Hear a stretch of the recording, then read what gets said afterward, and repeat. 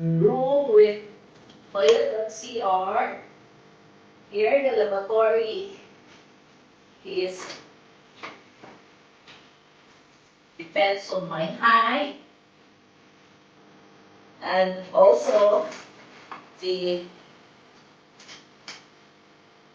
toilet bowl is depends on the height of the seat of my wheelchair.